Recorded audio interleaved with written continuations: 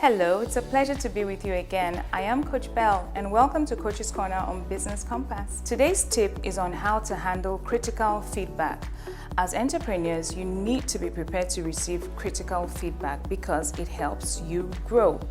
Think of critical feedback as a freshly mined diamond.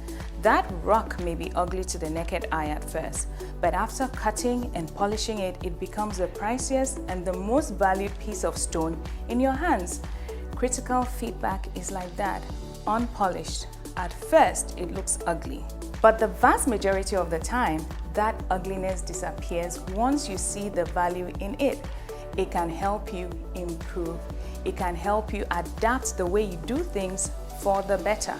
In fact, the moment you shift your focus from the ugliness and start focusing more on the value it offers, you let go of your negative emotions, you become a better person, and you do things better. That's it for tonight.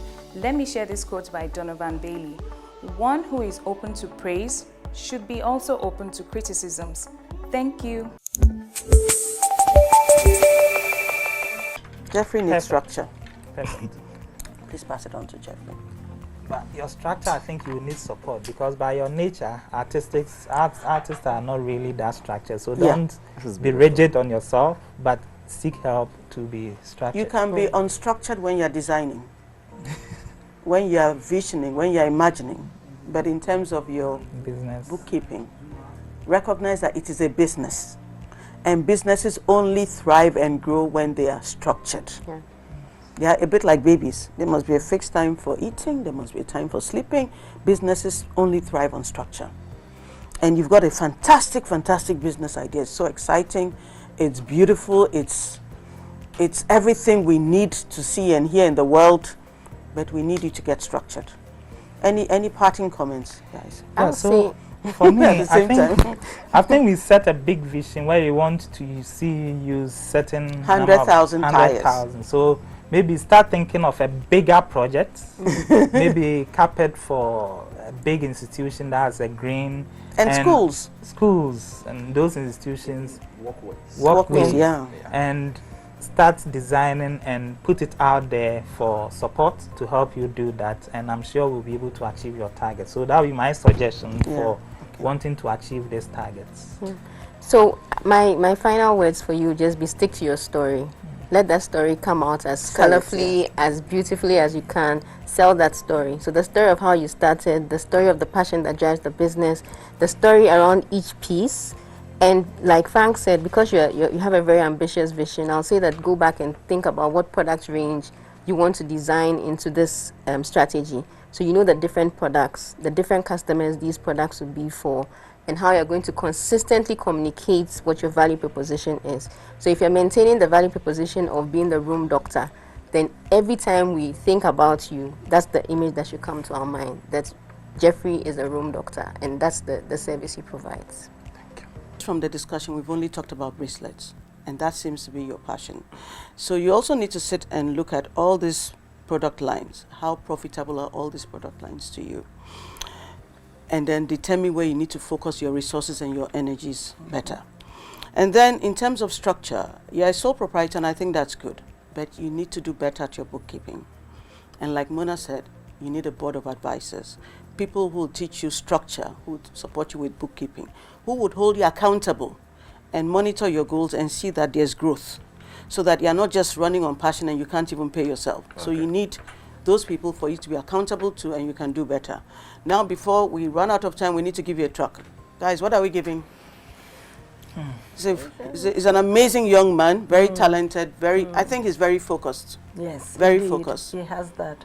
I don't think he knows his. I don't think he knows his customers. He excluded us, and we could be.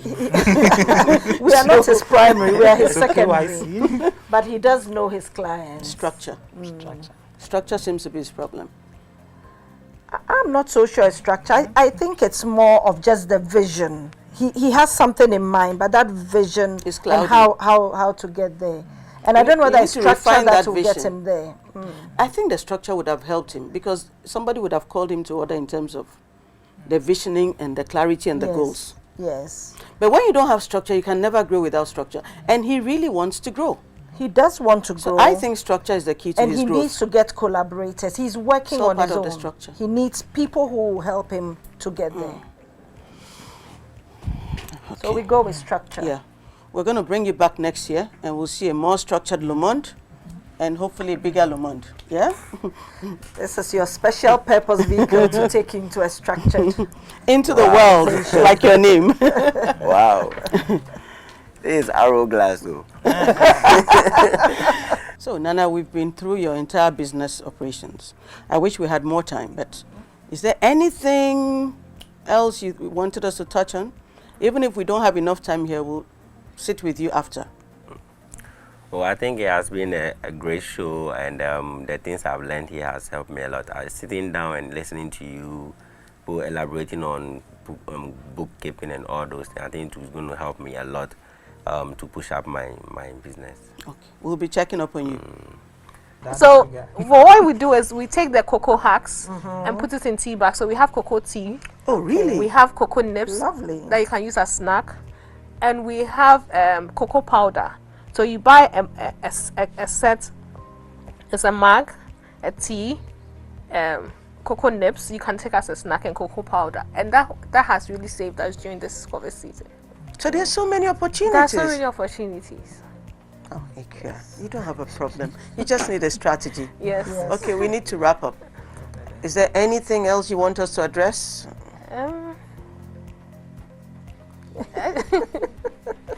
I'm just thinking of how I can reduce the cost. Okay. Because I thought I was just doing the right thing. It's like money has to be spent, so I spend it. I mean, I'm not a spendthrift. So no, you're not. So you're you're an doing investment check.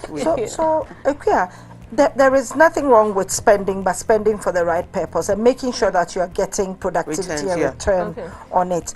I noticed that you said one of your challenges was IT integration issues. Is that in the area of financial administration to make sure that you can track, or were you thinking IT for something else? IT in terms of marketing. For marketing. Yeah. Okay, so that's good.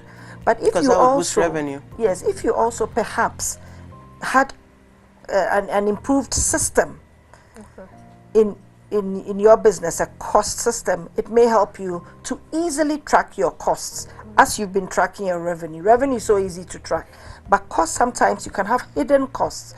But when you start to track them within a system, then they pop up at you, and then you can tell that, look, I'm spending too much here, or you can query the cost. Maybe it's a genuine cost, but at least you can query it, understand it, and know how to build. Especially with utilities, there may be waste that you have not even looked at. That's true. And you can start looking for alternative sources of some of your production parts and improve your. Okay. Frank, before we wrap up. Yeah. So I mean, that's great. I mean, usually in terms of cost management and all that, it's very critical that you spend time or get a third eye to look at everything you are paying for and asking the questions, is it adding value to my products or in any way? I think that may help with the cost management. So you need that analysis to be done for you. And then once that is done, then we'll be able to create a whole new budget from the ground. Okay, so that for every single gram of cocoa or chocolate you sell out there, you know that the cost of getting that product to the customer shouldn't exceed X. So if you know that you've produced 1 kg and you've sold it, then you expect that your cost will be X. So you know the key drivers of your product and you monitor it. And you'll be surprised, because when I look at your financial statement, I think there are cost-saving opportunities in there. But we need to understand more as to your processes and things like that to be able to pinpoint the exact excesses you can cut off and all that. So again, you can give a call if you need some things to be done. We can talk about and look at your numbers and see how best we can save you some money. Okay, so we've talked about the business of DecoCraft, and we've looked at growth, we've looked at strategy, we've looked at market access, we've looked at new product opportunities, new market opportunities, we've looked at your value proposition, how you can scale up and how you can manage your cost back. What do you think Equia needs as a visual reminder? There's know your customer, there's structure, there's goals, there's strategy, there's tracking her numbers. I think she tracks her numbers very well. I think she knows what her strategy is for her growth. She's clear on that. What she requires is structure in her business. So she's looking at all the important key drivers, like Frank said, and not just revenue. Structure it is. Structure. You're lucky there was no naming your brand issue there.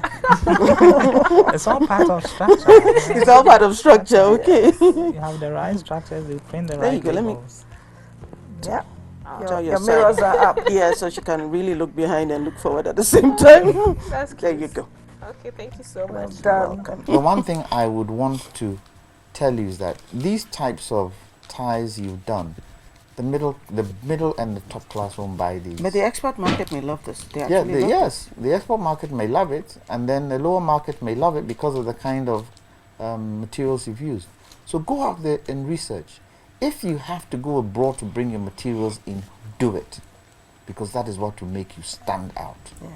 There are certain materials in this country everybody is using. If you bring yours in, the quality of your product makes will it be unique, different, and it will push you right up there. So remember, you've got to be able to research, you've got to be able to look out there, you've got to be able to get material in that nobody uses, and that is your route to success. Unfortunately, we're running out of time. Mona, do you have any? I have one thing to say, which I think is very important when you partner with a family member. We've told you certain things, you've understood it. However, practicalizing it may not be easy, because I have a sister too, and I know how it pans out, especially if that person is a creative person. So in HR, over time, I've had some experience. There's something called talent management, and HR managers are careful to learn about talent management. Managing a talent is not the same as managing just someone who does mundane work. There's a way to get the best out of them. Others, they can just go, I'm not talking again, or I don't want to work with you again. So learn about talent management so that you can have a better, sweeter relationship with your sister. Thank you so much. Okay, what truck are we going to send now off with? Structure. Structure. I think structure. Please. But now I think you should see the value in structure. It's hard work, but this is a really good business that you and your sister have started. You've done this from 2012, so you have a lot of experience. All we're asking you is put some structure around it. The structure is what is going to release the true value of this. And this can be something that you can build and pass on to generations. Let it be a different African story. We've lost so many wonderful designers. They die and then the business dies with them. That should not be the story of Details by Naomi. And the only thing that is going to make this survive generation after generation is the structure. Once you start with these basics we've told you, then we now get to the next level of protecting the designs and making sure that you can pass on these designs to other generations. We're still wearing stuff by Chanel. And they are not alive anymore. They're not alive. So this is wealth you're sitting on. And Naomi also needs to understand that talent needs to be managed so that everybody gets the benefit of this. Kwame, please do me the honors. The one thing I saw about this vehicle is the fact that it has a gear. It has gear. Yeah. So we're moving them to the next gear. Structure. So we're wishing you guys the best. That's right. And we know that we're going to bring you back. Okay. And we know you're going to go to the next level. Thank you so much. Thank you. And we're here to help. I mean, if you need any of us, we are very available to help. So you can come by. You have my numbers. Come by anytime and let's sit and talk with you. Business Tips are proudly brought to you by First National Bank. Hello everybody, my name is Kwame Jantwa, and I'm coming to give you some business tips when you start your business, some of the things you should look out for. One of the things you should be very mindful of is who your competition is, what your competition is doing, the quality of goods your competition is bringing in, who your competition is selling to, and most of all, what's the price that your competition is selling their products at, especially when you have the same types of product. You should be able to locate how close your competition is to you at any given time. Some of the things that the competition does that helps them target a better market than you. You should be able to have your business plan, and in your business plan you should be able to put in what the competition is doing and who and where they're getting their goods from. It's very important. Competition is key in everything you do, because competition can determine the price you sell your goods at. So thank you for joining us on this episode and on the season of Business Compass. It's been a true pleasure being with you week after week, and we've also learned so much from the audience feedback that we've gotten. If you missed any episode or you want to go back to any of the things we dealt with, please remember that we are on YouTube, the Business Compass Show. All the episodes are on it. And also remember to follow us on Instagram, on Twitter, and on Facebook. We'll be posting little nuggets of wisdom with regards to managing and growing your business. Remember that the Business Compass is the GPS for your business. We are here for you, and we're happy to watch you grow. Take care and stay safe.